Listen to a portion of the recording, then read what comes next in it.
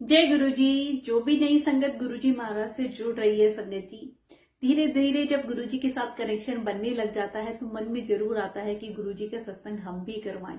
पर कई बार ऐसा होता है कि हम सोचते ही रह जाते हैं और वो टाइम आ ही नहीं पाता है। फिर मन में परेशान होते हैं, क्या गुरु जी महाराज हमारे घर आना नहीं चाहते हैं? संगत जी, ऐसा नहीं है। हम सोच सकते हैं पर प्लानिंग गुरु जी की ही होती है। और जिस घर में गुरुजी ने तब आना होता है तो उसकी व्यवस्था गुरुजी तुरंत कर देते हैं, हमें सोचने की भी जरूरत नहीं पड़ती है। पर संगत जी, आजकल जो सत्संग हो रहे हैं, हमें गुरुजी की ब्लेसिंग पाने के लिए सत्संग करते हैं, गुरुजी के लिए करते हैं, तो हमें कोई दिखावा ऐसा कुछ भी करने की जरूरत नहीं है। क्योंकि हमारे गुरुजी महाराज बहुत सिंप्लिसिटी से सत्संग करवाया करते थे संगत जी। बस 2 घंटे वो गुरुवाणी चलनी, गुरुजी महाराज के चरणों में ही हमारा ध्यान होना, इधर उधर बिल्कुल नहीं भटकना।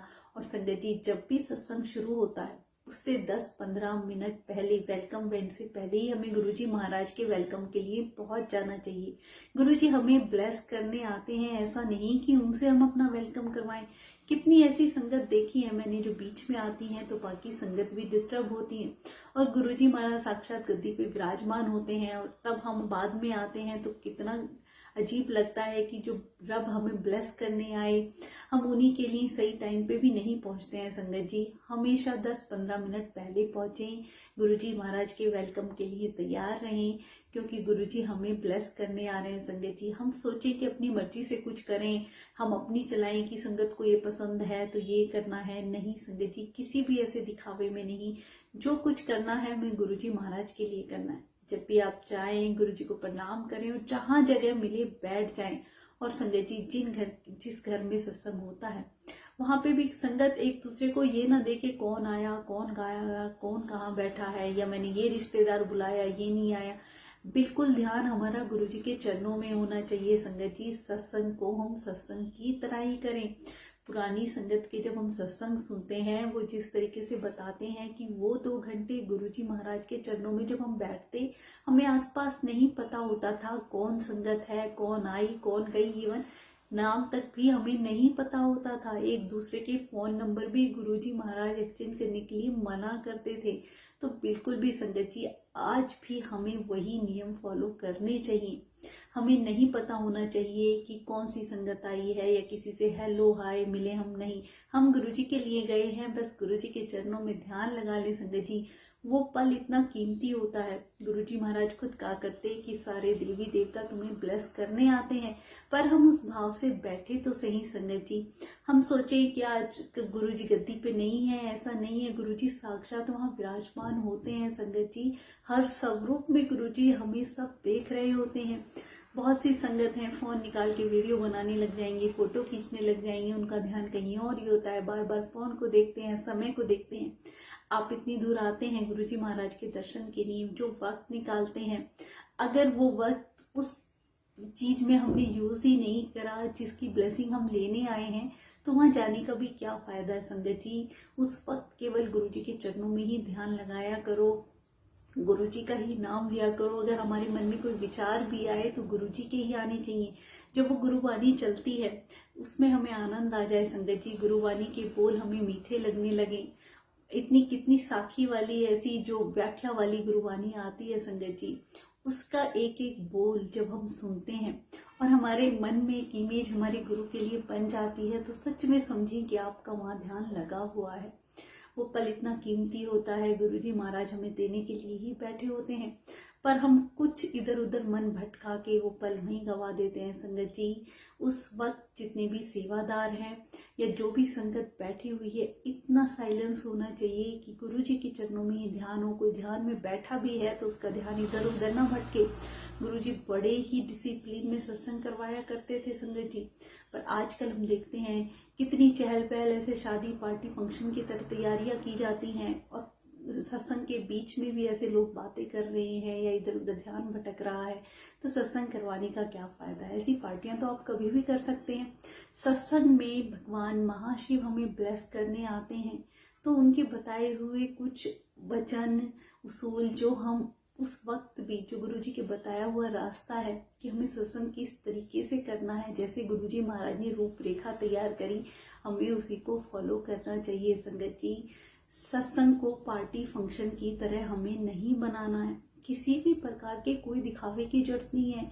नई संगत सत्संग करवाते हुए भी घबराती है, क्योंकि सोशल मीडिया पे आए दिन ऐसे देखते हैं कितनी हैवी डेकोरेशन लेविश तरीके से सत्संग होते हैं, तो वो सोचते हैं हम तो करा ही नहीं पाएंगे। बिल्कुल भी नहीं संगत जी, आप ज्यादा संगत भी नहीं बुला सकते, कोई बात नहीं, घर के फैमिली मेंबर मिलके ही वो 2 घंटे, चाहे आप 1 घंटे ही निकाल लें, पर गुरु जी के चरणों में उस वक्त हमारा ध्यान होना चाहिए। बिल्कुल सिंपल लंगर प्रसाद तैयार करें, किसी भी प्रकार के ऐसे दिखावे की नहीं कि हमें इतने सारे आइटम रखने हैं या कुछ ऐसे। जब गुरुजी महाराज आते हैं तो उन्हें हम जल प्रसाद देते हैं। चाय प्रसाद के साथ ही लोग इतने सारे स्नैक्स रख देते हैं कि संगत उन्हें खाने पीने में इधर उधर ध्यान भटकता है। संगत जी उसकी क्या जरूरत है?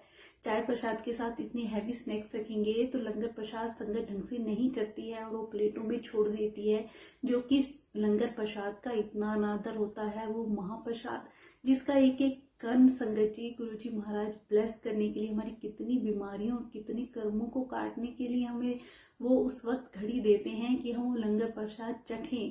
तो संगत जी इसकी वैल्यू समझें। लंगर चाय प्रसाद के साथ हैवी स्नैक्स ना रखें, और जब लंगर प्रसाद दिया जाए तो संगत जो भी कोई नई संगत आती है उनको कुछ नियम पहले ही बता दिए जाएं कि आपको लंगर प्रसाद की थाली में कुछ भी नहीं छोड़ना है। एक एक कण आपकी ऐसी ऐसी बीमारियां और आपको ब्लेस करे, श्रद्धा भक्ति भाव के साथ खाना है। उस वक्त भी संगत को आपस में बातें नहीं करनी है। अक्सर देखा गया है कि लंगर प्रसाद करते वक्त संगत आपस में हेलो हाय हाल चाल और सब कुछ बातें करने लग जाती है। सोशलाइजेशन नहीं संगत जी, बिल्कुल नहीं। उस वक्त मंत्र जाप करते हुए पूरी श्रद्धा भक्ति के साथ आप वो लंगर प्रसाद खाएंगे तो संगत जी देखेंगे आपकी बीमारियां कहाँ चली गई। अगर आपके घर में भी कोई बीमार है तो उसके नाम का भी लंगर आप सत्संग में या बड़े मंदिर में चखते हैं तो आप देखेंगे संगत जी फर्क जो आपके घर में बीमार है उनको पड़ता है और वो ठीक हो जाते हैं। कितने ऐसे प्यारे प्यारे सत्संग हैं कि अपने किसी रिश्तेदार की या रिलेटिव की बीमारी की लंगर प्रसाद उन्होंने मंदिर में सत्संग में किया और वो एक दवाई के रूप में और प्रसाद के रूप में खाया, तो उनका फर्क उनके घर में जो बीमार व्यक्ति है उस पर पड़ा और वो तुरंत ठीक हो गए। तो संगत जी ऐसी गुरुजी महाराज की कृपा हमें कहाँ मिलेगी? पर हमारी श्रद्धा भक्ति भाव और प्यार इतना होना चाहिए। कितनी बार ऐसी संगत को देखा है कि जरा सा कड़ा प्रसाद दो, नहीं ज्यादा नहीं चाहिए, थोड़ा दे दो, ये दे दो वो। उस प्रसाद के लिए हमें मना नहीं करना है।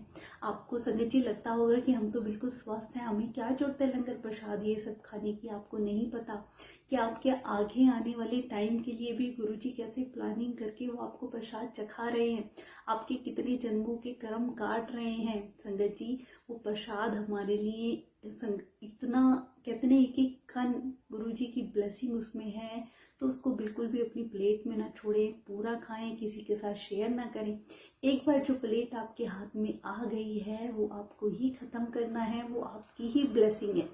और जब भी सेवादार ये सत्संग में जितनी भी सेवा करते हैं लंगर प्रसाद की, चाय प्रसाद की जो भी प्लेट होती है सामने रखें, संगत अपने हाथ से उठाए। आपने देखा होगा बड़े मंदिर में आज भी ऐसे ही होता है, जब हम जाते हैं चाय प्रसाद दिया जाता है तो सेवादार आके ट्रे हमारे सामने रखते हैं और तब हम अपने हाथ से ही वो चाय प्रसाद लेते हैं। ये संगत जी गुरुजी महाराज के ब्लेस करने के अनोखे तरीके हैं, जिन्हें हम बहुत ही ऐसे मामूली या कुछ ऐसे ही समझ के गवा बैठते हैं। गुरुजी महाराज की एक एक कर्म में ब्लेसिंग है जो हमें उस वक्त ग्रहण करनी है। संगत जी गुरुजी साक्षात गद्दी पे हर सत्संग में विराजमान होते हैं, इस बात को आप समझें।